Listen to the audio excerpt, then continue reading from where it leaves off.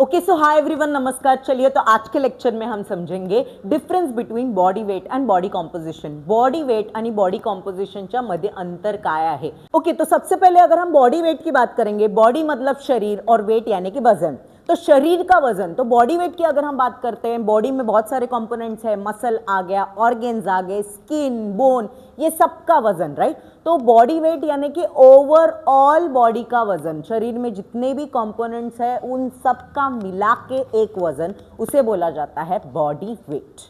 तो जब भी हम वेइंग मशीन में जाके, वेट मशीन में जाके आपका खुद का वेट चेक करते हैं, तो ये वेइंग मशीन में जो वेट आने वाला है वो तुम्हारे पूरे बॉडी कंपोनेंट्स का टोटल होगा। यानी कि बॉडी कंपोनेंट्स तुम्हारे muscle, skin, fat, water, organs जितना भी है उन सब का टोटल जो है वो होगा तुम्हारा बॉडी वेट। तो फॉर एग्जांपल में वेइंग स्केल में मेरा वजन आता है 70 केजीज, यानी कि 70 केजीज किस किस का वेट है, तुम्हारे मसल का, फैट का, बोन का, ऑर्गेन का, स्किन का, सब बॉडी कंपोनेंट्स का मिला के 70 किलो वजन आ रहा है।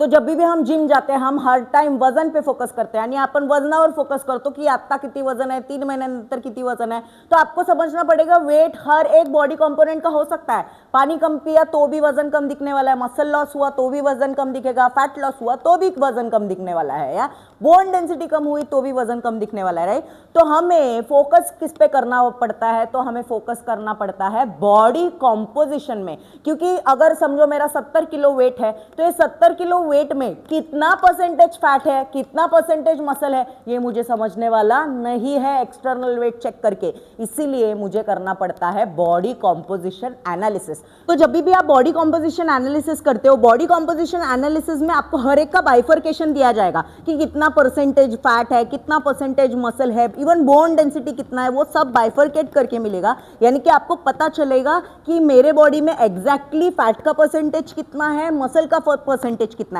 क्योंकि जब भी आप वजन चेक करते हो, वजन में आपको समझने वाला नहीं है कि कितना परसेंटेज फैट है और कितना परसेंटेज मसल है। तो जब भी तुम जिम में खुद का प्रोग्रेस रिपोर्ट ट्रैक करते हो कि पहले मंथ में क्या था, 3 महीने बाद क्या चेंजेस आए हुए हैं, तो बॉडी वेट पे फोकस ना करते हुए आपको हर टाइम बॉडी कॉम्पोजिशन पे फोकस करना चाहिए। बिकॉज बॉडी वेट हर एक कंपोनेंट का पूरा मिलाया हुआ वेट होगा, बट बॉडी कॉम्पोजिशन ही आपको बताएगा कि पहले मंथ में तुम्हारा मसल परसेंटेज कितना था, फैट परसेंटेज कितना था, और 3 महीने बाद क्या तुम्हारे मसल परसेंटेज में चेंजेस आए हैं, क्या तुम्हारे फैट परसेंटेज में चेंजेस आए, ये सब बताने वाला एक्यूरेट टेक्निक है तुम्हारा बॉडी कॉम्पोजिशन एनालिसिस।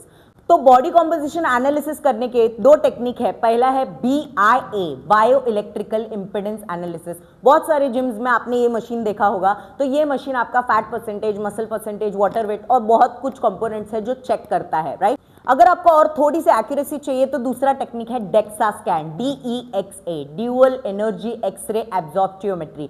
तो ये आपको हॉस्पिटल्स में मिलेंगे। ये भी रिपोर्ट्स में muscle percentage, fat percentage, even bone density वगैरह भी चेक किया जाता है। कंक्लूजन में बॉडी वेट यानी कि शरीर का वजन, तो शरीर के जितने भी कंपोनेंट्स है, मसल, ऑर्गन, फैट, वाटर, सबका मिला के जो वजन आने वाला है वो रहता है तुम्हारा बॉडी वेट। तो अगर 3 महीने बाद समझो मसल लॉस हो जाता है तो भी वजन कम दिखने वाला है, तो खुश मत हो जाना कि फैट लॉस हुआ, फैट लॉस हुआ। तो कुछ लोग मसल गेन करने के लिए भी आते हैं। तो अगर कुछ भी खाते पीते हैं और बोलते गेनिंग के नाम पे कुछ भी खाते पीते हैं, और फिर वजन काटे में अगर समझो ज़्यादा भी दिख गया वजन, तो ये वजन किसका है, फैट बढ़ा तो भी वजन ज़्यादा दिखने वाला है, तो खुश मत हो जाना कि मसल गेन हो गया। इसीलिए हमें फोकस करना पड़ता है ऑन बॉडी कॉम्पोजिशन। तो बॉडी कॉम्पोजिशन एनालिसिस करो, मसल परसेंटेज, फैट परसेंटेज कितना है वो कैलकुलेट करो। तो पहले मंथ में अगर समझो फैट परसेंटेज ज़्यादा है, मसल परसेंटेज कम है, तो आपको 3 महीने बाद जब भी फिटनेस टेस्टिंग होगी आपको ये चेक करना है कि फैट परसेंटेज ड्रॉप होना चाहिए और मसल परसेंटेज बढ़ना चाहिए।